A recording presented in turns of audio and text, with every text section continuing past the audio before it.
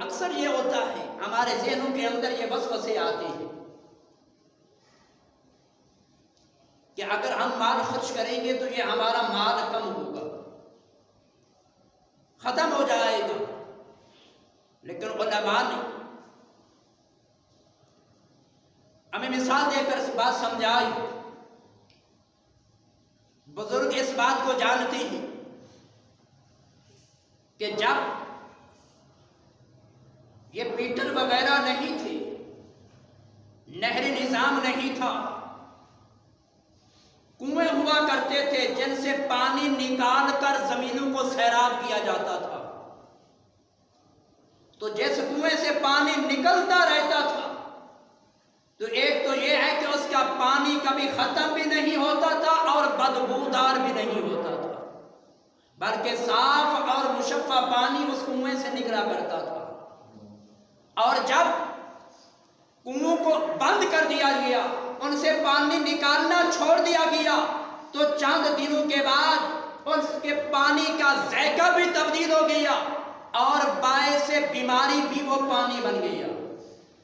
تو اسی طریقے سے علماء نے سمجھا کر یہ بات ارشاد فرمائی کہ اگر تم اپنے مال میں سے خرچ کرتے رہو گے تو تمہارا مال بڑھتا رہے گا۔ جیسے کنویں کا پانی ختم نہیں ہوتا بلکہ نیچے سے اور آ جاتا ہے،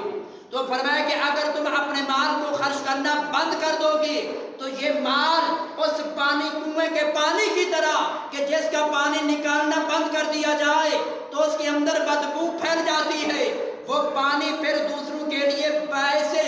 بیماری بن جاتا ہے۔ تو فرمایا کہ یہ تمہارا مال خرچ نہ کرنا، خرچ کرنے کو روک دینا، یہ مال پھر تمہارے لیے باعث وبال بن جائے گا۔ تو آج یہی وجہ ہے کہ جب سے ہم نے ایسا عمل کیا، مال کو خرچ کرنے کی بریک لگائی، خرچ نہ کرنے کا جب ہم نے عہد کر لیا ہے، تو رب العالمین نے کتنی قسم کی آزمائشوں کے اندر ہمیں ڈال دیا۔ تو دیکھو کہ کسی نہ کسی طریقے سے ہمارا مال خرچ ضرور ہوتا ہے۔ تو آج سے 20-30 سال پیچھے چلے جائیں کہ جو آج ہم اپنی فصلوں پہ سپرے کرتے ہیں، کیا یہ سپرے ہوا کرتی تھی؟ نہیں ہوا کرتی تھی۔ کیا تھا کہ اس وقت ہم اپنے مال میں سے خرچ کیا کرتے تھے۔ جب سے بریک لگائی تو رب العالمین نے کئی قسم کی بیماریاں ہمارے فصلوں کے اندر، ہمارے جسموں کے اندر، ہمارے گھر کے اندر پیدا فرما دی کہ اگر ایسے نہ صحیح کہ تم میری رضا کے لیے خرچ کرو تو میں دوسرے طریقوں سے بھی پھر تمہارا مال خرچ ضرور کرا دوں۔ تو آج دیکھ لو کہ ایک آدمی کے اندر 101 بیماری ہے، کوئی شوگر کا مریض، کوئی ہارٹ کا مریض،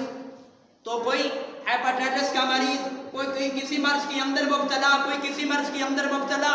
پھر وہ ایک بھی نہیں بلکہ گھر کے اکثر افراد کو یہ بیماری لگی ہے۔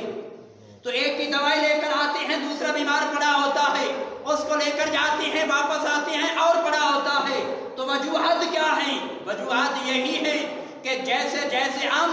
اللہ کی رضا کے لیے مال کو خرچ کرنا بند کرتے گئے تو رب العالمین کئی طریقوں سے پھر ہمارا مال اور ذرائع سے خرچ کراتا گیا۔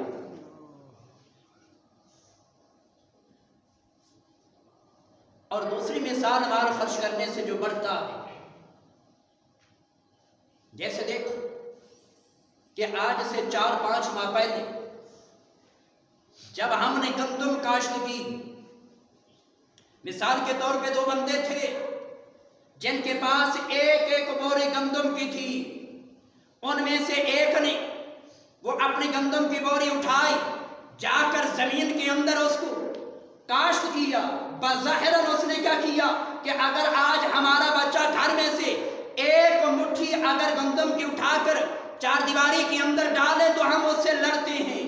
لیکن ہم پوری بوری اٹھا کر جا کر ہم کاشت کے اندر پھینک آئے۔ لیکن اللہ رب العالمین نے کیسا کرم کیا، دوسرے نے وہ بوری اپنے پاس محفوظ رکھی کہ اگر میں بھی اس کو کاشت کروں گا تو میرے پاس سے یہ ختم ہو جائے گی۔ لیکن رب العالمین نے کیسا کرم کیا کہ جس نے اپنے پاس رکھی اب اس کی بوری ختم ہو چکی ہے، لیکن جس نے جا کر کاشت کی تھی تو رب العالمین نے ایک تیار فرما دیجیے۔ تو اسی طریقے سے جو مال اپنے پاس روک کر رکھتا ہے تو کم ہوتا ہے، جو رب کی رضا کے لیے خرچ کرتا ہے تو رب العالمین اس کے مال کے اندر برکت عطا فرما دیتا ہے۔